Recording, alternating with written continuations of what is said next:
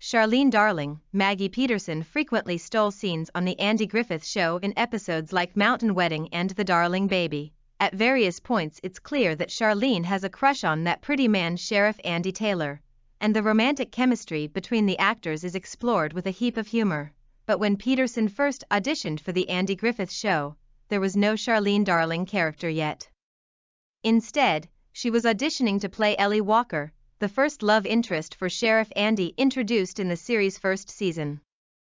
Ellie Walker was played by Eleanor Donahue, and the character was famously short-lived on the show because of the lack of chemistry between Donahue and Griffith. Some critics thought the couple didn't work on screen because of the age gap between Griffith, who was 34 when the show premiered, and Donahue, who was 23. Peterson, though she charmed Andy Griffith Show fans as Charlene, would have presented an even larger age gap, for years younger than Donahue when she auditioned for the part at the age of 19. Perhaps that's part of the reason why Peterson didn't get cast, for Peterson, landing the part of Charlene Darling 3 years later, delivered her on-screen debut.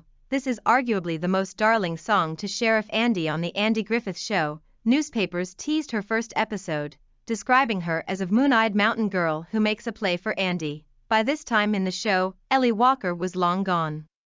Audiences were more accustomed to thinking of Andy as a permanent bachelor, shuffling through episodic experiences with funny gals like Charlene Darling, but never claiming a new wife. Whether this was a superior formula or not was put to the ultimate test when Annetta Corsalt came on the show and established that if you cast the right girl, viewers were ready to see Sheriff Andy settle down. We'll never know if Peterson could have made the role of Ellie Walker.